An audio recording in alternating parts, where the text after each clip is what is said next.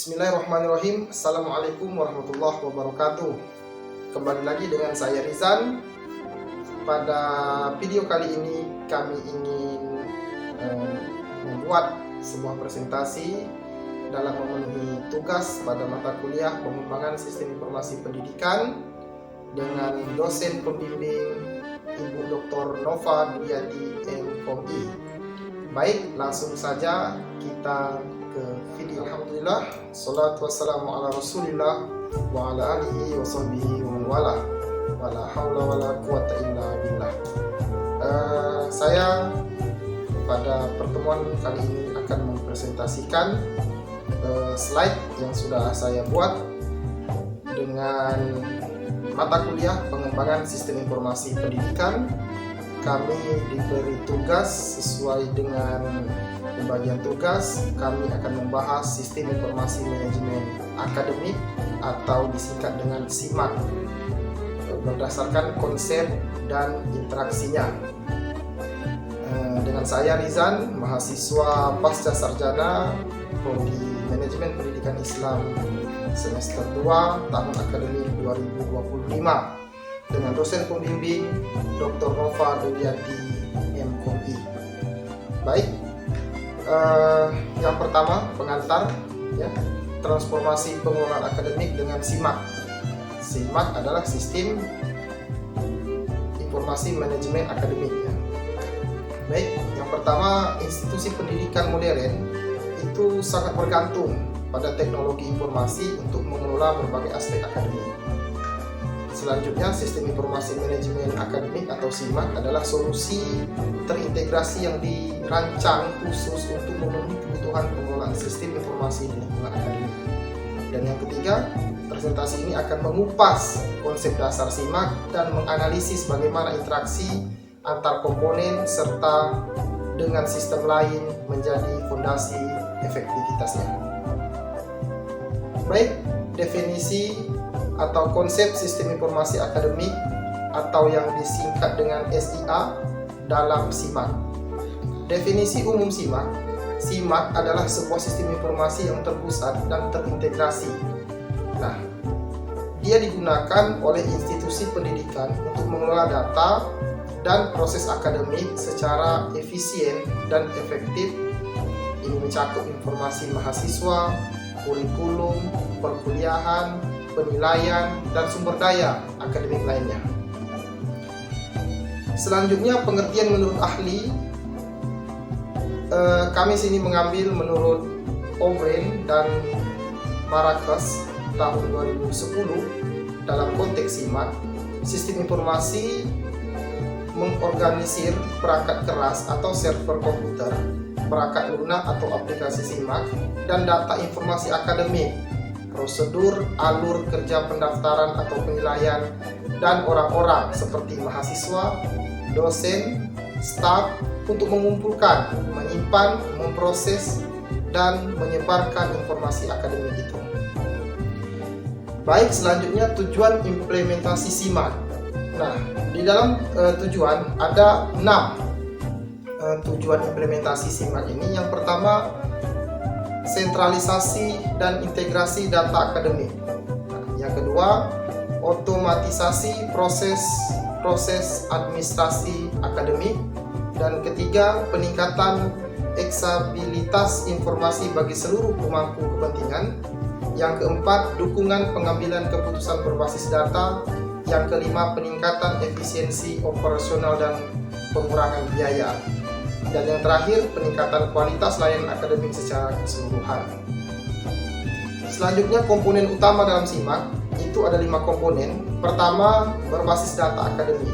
Jadi jantung SIMAK yang menyimpan seluruh data terstruktur seperti data mahasiswa, data kuliah, kurikulum, nilai, presensi, keuangan mahasiswa, dan lain-lainnya. Yang kedua, modul aplikasi seperti berbagai perangkat lunak yang dirancang untuk fungsi spesifik, misalnya modul pendaftaran mahasiswa baru, modul pengelolaan kurikulum, modul penjadwalan perkuliahan, modul pengelolaan nilai, modul keuangan mahasiswa, dan modul perpustakaan. Nah, yang ketiga, antarmuka pengguna atau user interface. Aplikasi yang memungkinkan penggunaannya seperti mahasiswa, dosen, dan staf dapat berinteraksi dengan sistem yang disebut dengan SIMAK tadi. Nah, yang keempat, sistem keamanan. Mekanisme ini mendukung data dan akses ke sistem. Dan yang kelima, laporan dan analitik. Fitur untuk menghasilkan laporan kinerja akademik dan mendukung analisis data. Baik, selanjutnya interaksi internal dalam SIMAK. Nah, efektivitas SIMAK sangat bergantung pada kelancaran interaksi antar berbagai modul dan komponen internalnya.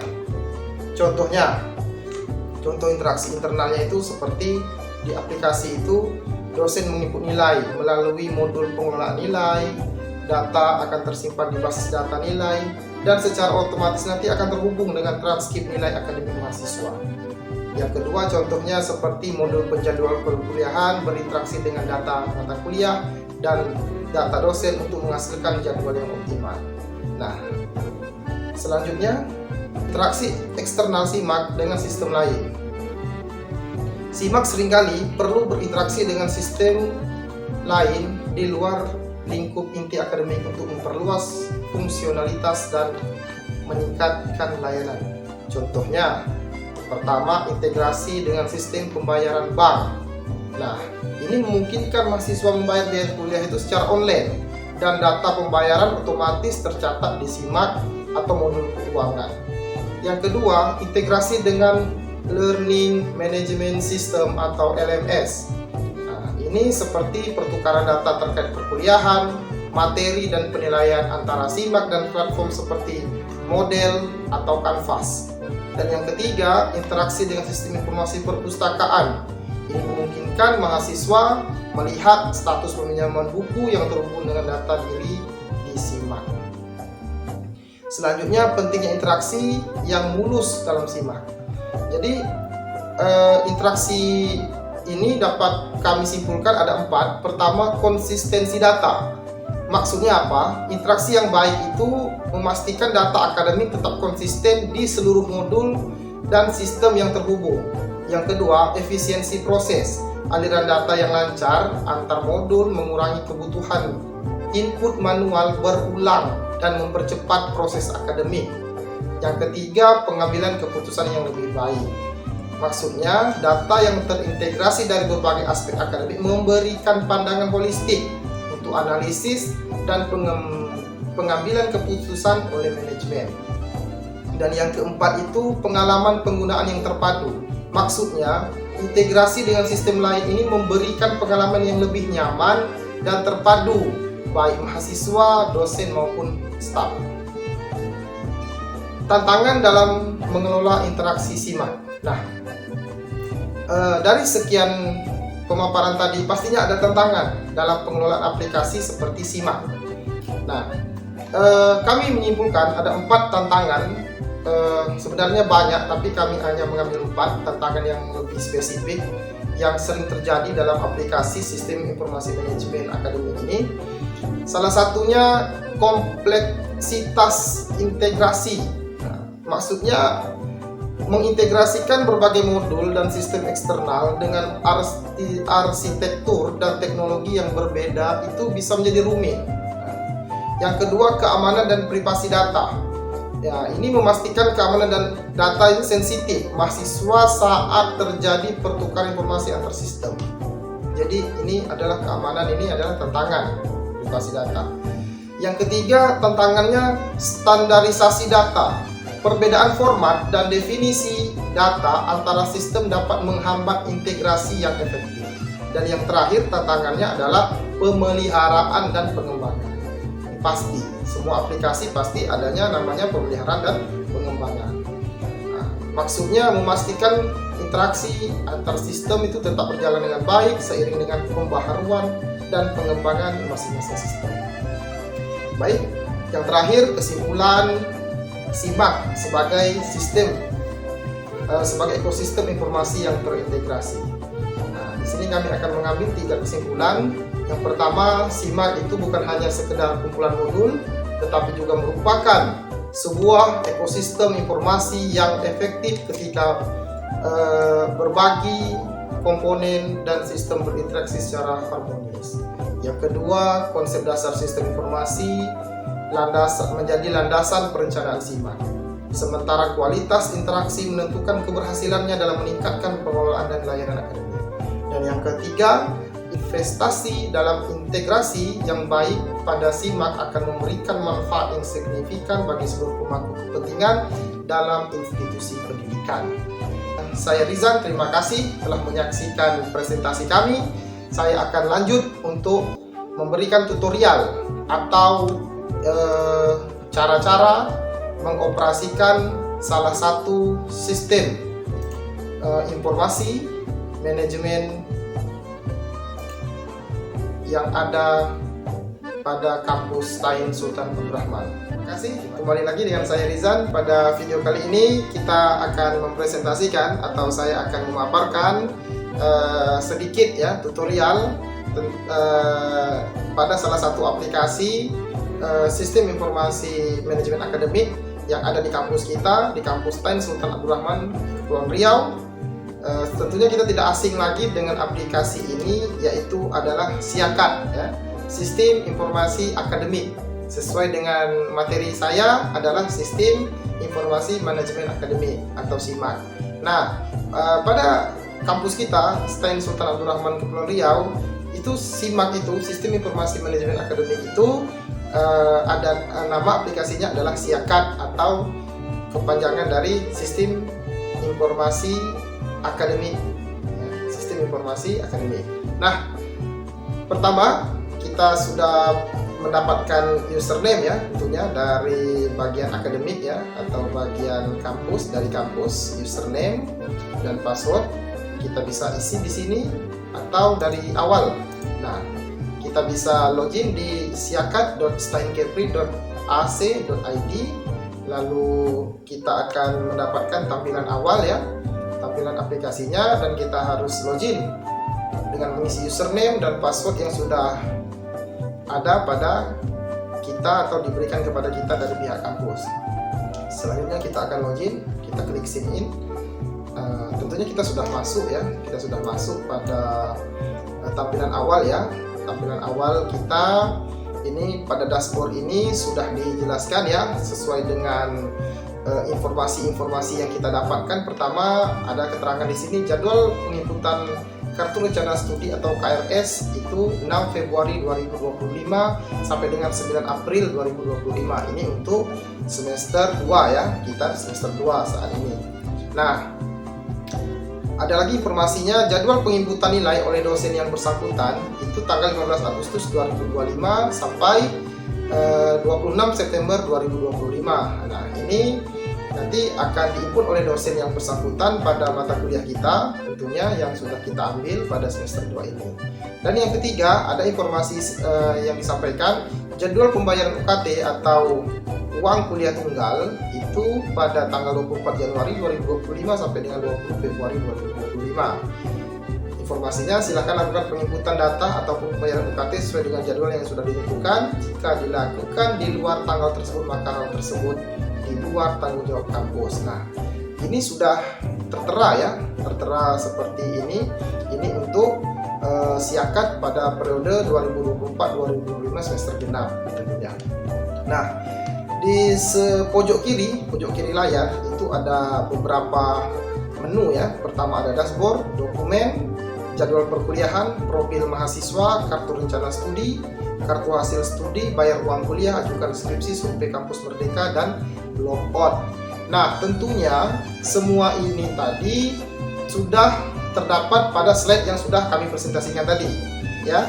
Jadi di slide yang presentasikan tadi sudah tercantum di dalam SIAKAD kita di Tain Sultan Abdul Rahman. Nah, setelah dashboard ini berisi informasi-informasi terbaru tentunya ya. Nah, ini ada lagi bahwa ini penutupan sementara jadwal libur KRS tanggal 8 September. Penting, status mahasiswa di dalam SIAKAD dan peneliti. Nah, ini informasi-informasi. Nah, kalau kita klik salah satu, contoh kita klik yang nomor 2. Nah, kita klik. Nah, ini informasi ini akan lengkap kita baca. Pertama, mahasiswa aktif adalah mahasiswa yang telah membayar UKT dan telah mengambil KRS di dalam siakat. Nah, kedua, mahasiswa non aktif itu adalah mahasiswa yang tidak atau belum mengambil KRS, kartu rencana studi ya, di dalam siakat walau sudah bayar UKT. Nah, kalau kita sudah bayar UKT namun kita tidak mengisi KRS, maka kita dikategorikan sebagai mahasiswa non aktif. Oleh karena hal tersebut, maka walaupun sisa mata kuliah hanya tinggal skripsi atau tesis ya bagi kita di program pasca sarjana, mahasiswa tetap wajib input KRS di siakat agar dianggap sebagai mahasiswa aktif baik di siakat maupun di PDDikti. Nah, ini kita akan bahas di siakat saja. Kedua, yang pertama tadi menu dashboard, yang kedua kita akan beranjak ke menu dokumen. Nah, di dokumen ini sepertinya kosong ya, belum ada perintah dari kampus untuk kita mengisi dokumen-dokumen terkait ya. Oke, yang menu ketiga yaitu adalah jadwal perkuliahan. Nah, ini jadwal perkuliahan kita bisa kita lihat ya, kalau kita buka di siakat kita masing-masing tentunya kita bisa lihat. Seperti saya di semester 2 ini saya mengambil 7 mata kuliah ya, 7 mata kuliah dengan total 21 SKS ya, 3 kali 7 21 SKS ya. Itu dengan ada nama kelasnya, ada nama dosen pengampu, jumlah SKS dan jadwal. Oke. Setelah itu kita beranjak ke profil mahasiswa. Nah, ini tentunya profil saya. Nah, di profil saya ini ada nama, NIM, nama ibu kandung, tempat lahir, tanggal lahir, jenis kelamin, tahun masuk ya, periode masuk, status, jenis pendaftaran, jalur pendaftaran, UKT tunggal, tanggal masuk dan jumlah uang UKT. Nah, di sini di bawahnya ada juga data umum, data saya sendiri seperti NIK, nomor NISN ya, agama, NPWP, tempat tinggal ya, tempat tinggal ini berdasarkan KTP, tempat tinggal lainnya gitu ya, jika ada tempat tinggal lainnya, kendaraan yang kami pakai, nomor HP dan seterusnya. Juga ada data orang tua. Nah, ini ada data ayah ya, data ayah, NIK, nama ayah, tanggal lahir ayah dan seterusnya, juga data ibu dan seterusnya. Juga ada di sini data wali kalau memang kita memiliki wali ya, maksudnya memiliki wali ini biasanya